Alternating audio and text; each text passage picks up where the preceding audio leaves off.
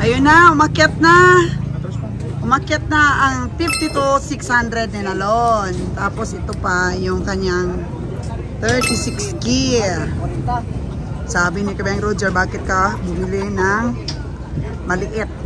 Naliitan si Kabayang dito sa 36 gear ni Kabayang Nalon. Oh no! Ilan na lahat ang nabili natin? 6. 6 lang, 6. Yung dito ngayong karga. Ano, may pupuntahan tayong farmers. Meron pa tayong bibilihin na 3. Ano?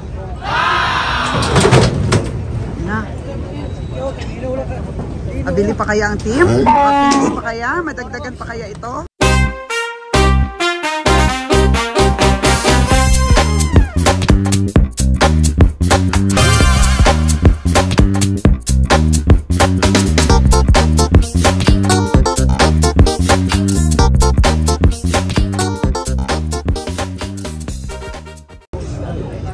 Time check po natin mga kagandang buhay is 9:09 in the morning. At ayun o, marami pang kalabaw o.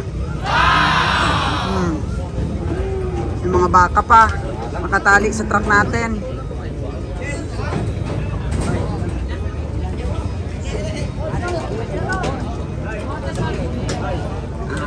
May kinalabit pa si Kabayang Roger.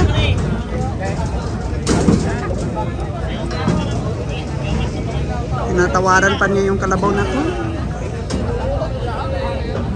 Halos ubos na rin lahat mga kagandang buhay yung mga kalabaw. Yung iba binalik. Yung mga dollar daw ang presyo binalik. Pero yung iba pumayag namang mabili.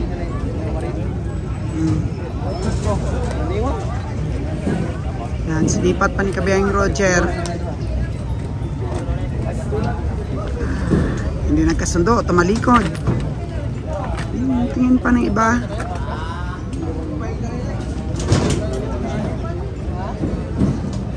Sa dami kanina ng kalabaw dito mga kagandang buhay, nasa mga 200 pieces yata yung kalabaw dito kanina. Wala na. Tinarga na pabalik yung ibang hindi nabili. Tapos yung mga truck na iba puno. Ay gaya lang ito oh.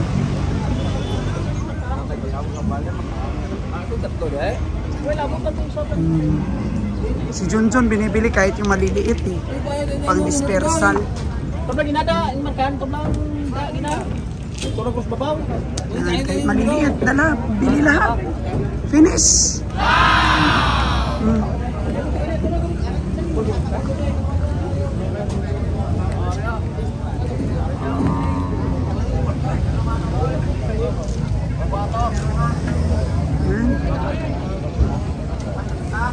Tapos na magbayad ang ating team.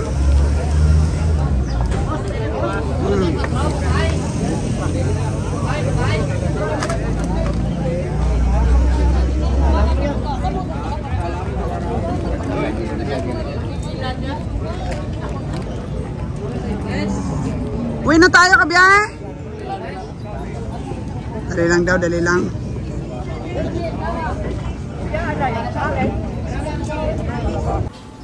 9:20 in the morning mga kagandang buhay at pumunta na po ako dito sa may gilid side kasi nandun nakaparking yung yung day.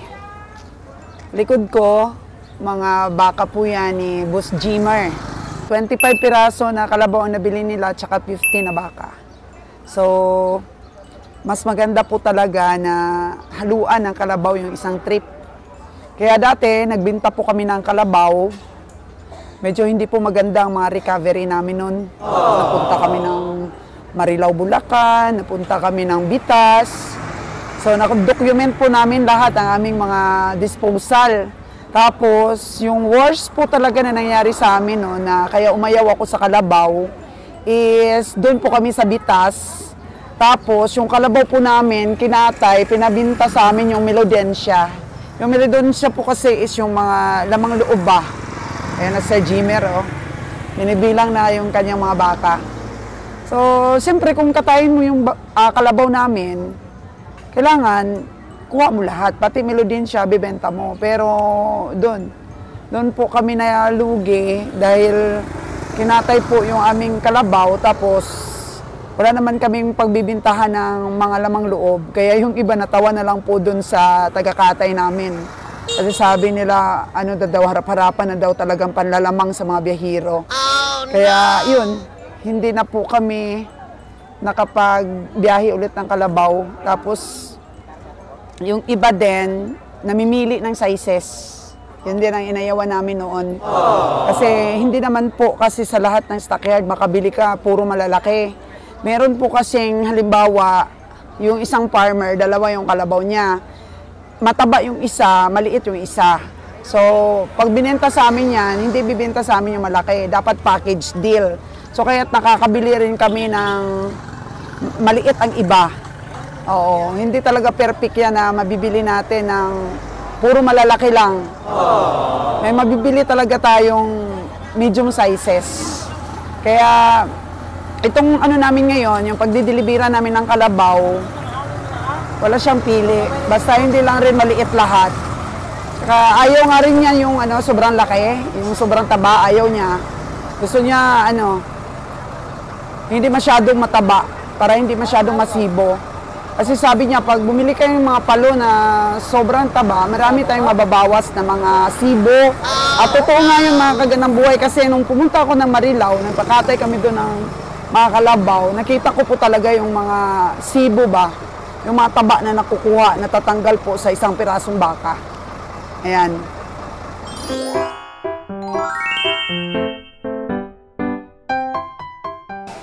Hello, good evening mga kagadang buhay. Tapos na pong katayin ang ating mga kalabaw.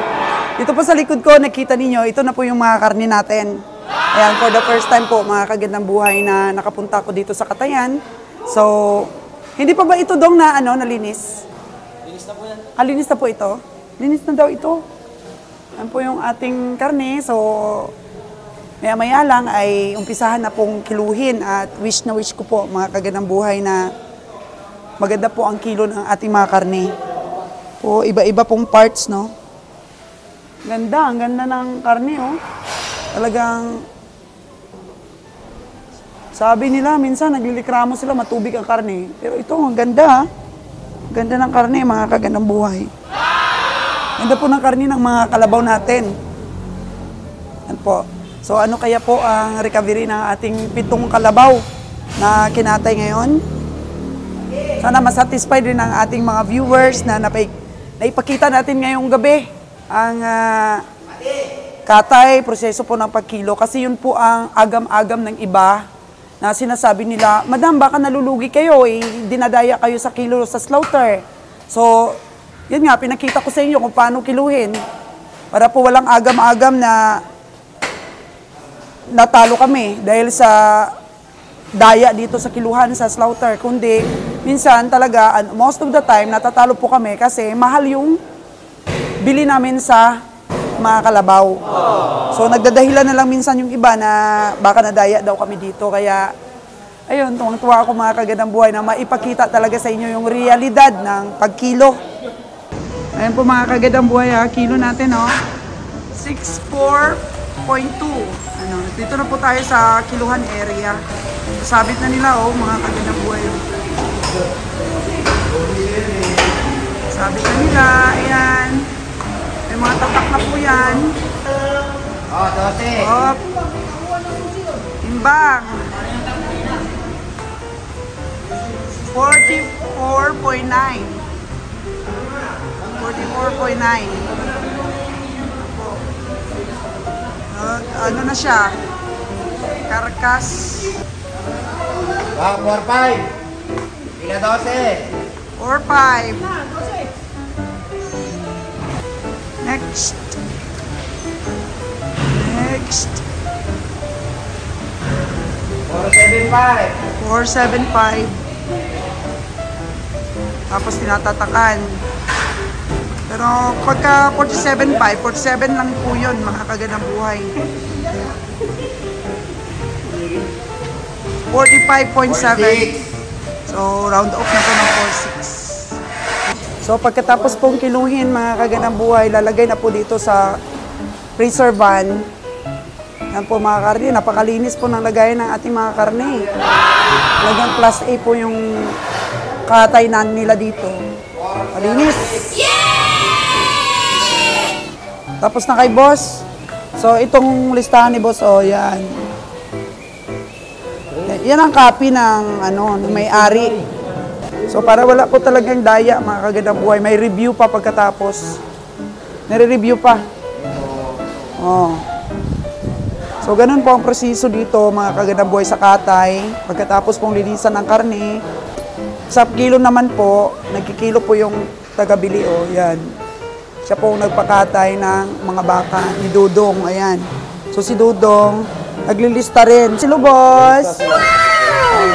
Tapos astig si boss sa pagkilo, mabilisan. Lista talaga yan, boss. Walang balik mata. Wala. Talagang honest to goodness. Para fair. So, ayan. Nire-review ulit ni boss ang listahan ng representative na may-ari ng Kalabaw. Kita natin ito para yung ating mga subscriber dyan, sa ating mga tagapanood, na laging nagtatanong, laging nagre-request na punta tayo dito sa slaughter. Ayan po yung proseso. Kaya mahirap din pong madaya yung yung kilo. So ito na, nakikita natin mga kagandang buhay na kinukunan ng sapay ni Kuya yung ating karne. Kuya, wag mong samahan ng laman, ha. Bawal yan, Kuya. Sapay lang. Sapay lang yung taba lang, Kuya, ha? Ayan. Babantayan natin mga kagandang buhay. Baka may kasamang laman yung pagtanggal ni boss ng sapay. Tingnan natin. Oh. Parehas yan, Kuya, ha.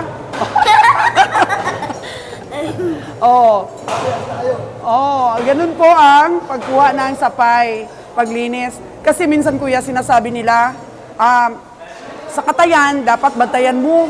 Baka kasi, yung nangunguha ng sapay, dinadagdagan ng laman. Oo, yan dahilan daw ng bumababa ang timbang ng aming mga kalabaw dahil baka, Kuya, sinasamahan ng laman. Hindi, Kuya, no? Fair dito, Kuya, no? Nakita ko naman. Kanina, binibidyo ko na kayo dito, nakikita ko, puro lang talaga sapay. Sapay ba ang tawag niyan, Kuya?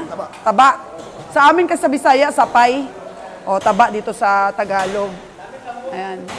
Tambok sa inyo, sir. Ayan, tambok daw. Ayan. So, sabi nila, bantayan daw talaga ng may-ari yung katay. Kasi baka mamaya, pinapasok na sa bag yung mga...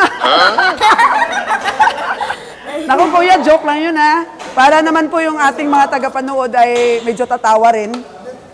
Oh. Kasi, Kuya, maraming nagre-request talaga sa akin na sana minsan, Sols, makapunta ka rin sa katayan at ipakita mo yung fair na pagkilo, fair na paglinis ng karne. O, ayan, naano ko na yun, nag-grant ko na yung mga wish ninyo. Ayan. So, 110% na taba lang talaga ang tinatanggal. Pahawak na yung taba, Kuya. Yan yung tatanggalin mo na yan. Imagine, mga kagandang buhay, kung mataba po ang ating kalabaw. Ito, nasa kalahating kilo na po ito, mga kagandang buhay na taba. Ano po ginagawa nyo dito sa taba, sir? Panlugaw po kasi malasa ito, mga kagandang buhay. Sa isa bang kalabaw, mga ilang kilo po yung taba na makuha natin, Kuya? Mga ilang kilo? Sa palagay mo lang, Kuya? 5? 20 kilos? Oh, no! Naku, mga kagandang buhay, 20 kilos po talaga. Siguro kung medyo mataba pa, mga kapon, baka 30 kilos yung makuha ang sapay, taba. Dito ko ba ilagay ito, Kuya? Dito. Kasi nakasegregate po. May class A na taba, may class B na taba. Yun siguro yun. Tama ba, Kuya? Oo. Ayan. So siguro magsusubscribe na sila niyan sa atin. Ayan. Subscriber ba kita, Kuya, ha? Nanonood ka talaga, Kuya? Panuurin mo, ha? Dahil titingnan ko mamaya yung bag mo. Joke lang yun. Para po masaya yung mga OFW na nanonood sa atin. Alam mo kuya, dun sa abroad, may mga butcher din. May mga kagaya din ninyo na ganyan din trabaho. Oo. Oo. Ang kaibahan lang, mas malaki po ang sweldo nila doon. Oo. Barya lang ang sweldo natin siguro dito kuya. Mas malaki po ang sweldo doon sa abroad. Oh, balik Kalabaw na ulit, medyo nangangapa-ngapa pa si Beng Roger sa pag-estimate. Kaya yung iba nakabili na ng mga 25 piraso, 20 piraso, kami wala pa. Eh, hindi naman kasi nagmamadali si Beng Roger, kaya ikot-ikot lang sa loob ng stockyard. At least nakabili kami, mamaya mga 8 siguro, mga 8 or 9. Yun po ang nabili namin. Iniwan ko na sila dahil di ko na kaya po yung init. And then, pinifinishing pa nila. Marami pa naman. Sobrang dami kanina talaga, mga nasa 200 heads po na kalabaw. Yung pinarada kanina. Kaya, siguro mga 8 kalabaw yung nabili namin. Ang baka siguro mga 2. So, tingnan na natin mamaya kung ilan po. Update ko po kayo kung ilan ang nabili natin. So, dito po sa pamimili namin ng hayop, nung una kasi, gusto ko talagang makapagturo sa mga gusto din na magnegosyo ng ganito. Kaya meron po kami mga income reveal. Sabi ng iba, napakabobo naman itong kabiyahing team. Kasi yung mga pamimili nila, nire-reveal nila. Tapos yung mga recovery nila, nire-reveal din nila. Sabi, siyempre, maraming nanonood na mga ahinte. Pero the purpose po kasi, mga kagandang buhay ng pag-income reveal namin is para may basihan at para matuto din yung iba kung paano pang magnegosyo ng ganito. Kasi sa YouTube, kung hindi ko i-erase yung aking mga documentation dito, mapapanood po ng kahit mga 10 years na, mapapanood. Yun. At saka hindi naman nagbabago yung mga basihan dito sa pamimili po mga kagandang buhay. At least may reference ba kung paano magnegosyo ng hayop. Kasi sa totoo lang, walang ibang nag-document ng ganito eh. Iba kasi ayaw din nila mag-reveal ng itsura nila, kesyo habulin daw sila ng BIR, ganyan. Pero kami naman kasi, hindi naman ako natatakot dahil si Kabiyang Roger nagbabayad ng tax yan. Ako po, malaki talagang binabayad ko na tax. Kasi ilan po yung aking store. Kaya sa isang buwan, malaki po ang naibabayad namin sa tax, mga kagandang buhay. At saka, pag ikaw kasi nagtuturo, wala ka namang dapat ikatakot. Yung minsan nga, binabash tayo. Pero ngayon, parang wala na halos basher po. Kasi sabi ko, yung mga nagbabash lang naman, yung mga walang alam. Kasi yung mga tao bang may alam, yung mga taong disente, yung mga taong may pangunawa, hindi nagbabash yan. Bagkus, pinapasalamatan pa po tayo dahil honest tayo sa vlogging. Nagpapasalamat pa po sila at natutuwa mga kagandang buhay na merong isang vlogger na binibigyan ng diin o binibigyan ng highlights ang mga gustong magnegosyo rin in the near future, mga kagandang buhay. Maano nila ba? Gawang reference kung paano mamili, kung paano magpakatay, magkano na ba ang mga presyuhan sa stockyard. Ganun po mga kagandang buhay, paano ba magsipat, ano ba ang mga kailangan para makapagsimula ng ganitong negosyo, ano ba dapat yung mga diskarte na dapat gawin, saan mga stockyard pwedeng bumili. Ganun ba na mga kaalaman po, mga kagandang buhay, paano magpakain ng baka, para di maluswit sa biyahe, paano mangutang, di ba? Mga kagandang buhay, kung kulang po yung punan natin, binibigyan din kayo ng tips ni Kabeng Roger kung paano po mangutang, di ba? Tapos, binibigyan ko rin kayo ng tips sa mga tindahan natin ng mga serye. Kaya ito po ang aming pamimili ngayon dito po sa Canlaon Livestock Auction Market. At sama po ako sa kanila sa Bakong po, mga kagandang buhay. Actually, yung last naming pamimili sa Bakong, puro lugi yon, yung mga baka. Kasi mahilig pa rin si Kabeng Roger mamili ng mga malalaki. Sa buong serye namin ng pamimili, lagi namang sablay po yung mga recovery namin sa malalaki. Kasi hindi estimate. Tsaka madaling malose weight, mga kagandang buhay. Kaya mas maganda pa yung mga medium sizes na medyo matitigas ang katawan ng mga baka. So, pamimili namin sa Bakong dati, meron din kami nabayaran na sobra. Oo. Ito na si Kabiyay. Halika muna, Kabiyay. Pupunta na daw kami sa Bakong. Ayan. So, marami pong aral ang makuha niyo dito. Entertainment, mga kagandang buhay. Gusto ko lang po palang i-shout out yung aking mga silent viewers, yung mga pala-comment po sa aking mga vlogs. Hindi ko na po kayo maisa-isa. Thank you so much po sa suporta ninyo. Alam nyo, baka isipin nila madali lang magkuha ng video dito po sa stockyard. Nangangailangan din po ng courage. Kasi baka masipa ka ng baka or masunog ka po, 'di ba? Kami mga babae very sensitive po sa mga ganun eh. Nasusunog yung balat namin. So isa ring sakripisyo 'yan na ang init ng araw, nag-i-scoop po tayo ng mapapanood po ninyo na ma-entertain po kayo dito po sa ating mga vlogs. Kaya salamat po mga kagandang buhay kasi lahat po ng ginagawa natin, kung walang puso po yan, gaano ba ang puso? Kung walang puso po yan, mga kagandang buhay, ganyan ba? Ganyan. Kung walang puso po yung lahat nating mga ginagawa, hindi po natin kakayanin yan. Kaya sa vlogging po, may puso po lagi ang vlogging ni Sol's Gandang Buhay, mga kagandang buhay. Kaya tuloy-tuloy lang po sa panonood, nais ko po sa inyong magpasalamat sa tuloy-tuloy na suporta. Have a good life. Magandang buhay po sa lahat. Yan po mga kagandang buhay. Binabaybay po namin yung area ng bulkan dito sa Canlaon. Pauwi na po kami. Kumusta ang pamimili kanina?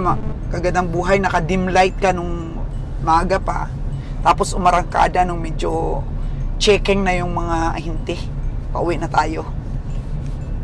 Okay lang naman yan. Kasi ganun talaga dapat ang strategy natin. Kahit pa naman umaga, pag nasa tama po yung presyo, bibili tayo. Kung nasasabihin naman na nila na mara tayo, hindi po ganun. Kasi napagkasunduan po ang lahat ng transaksyon eh.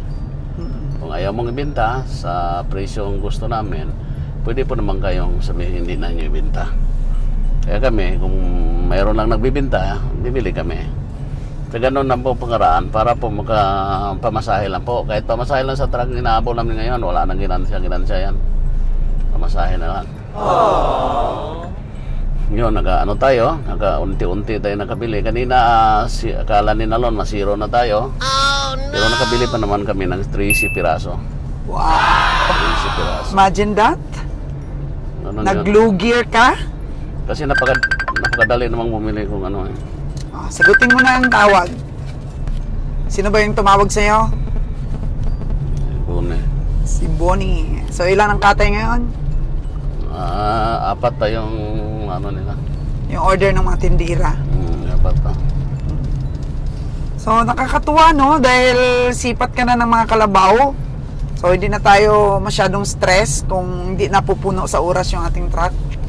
Dapat kasi ang target natin 3 times a month o 4 times a month.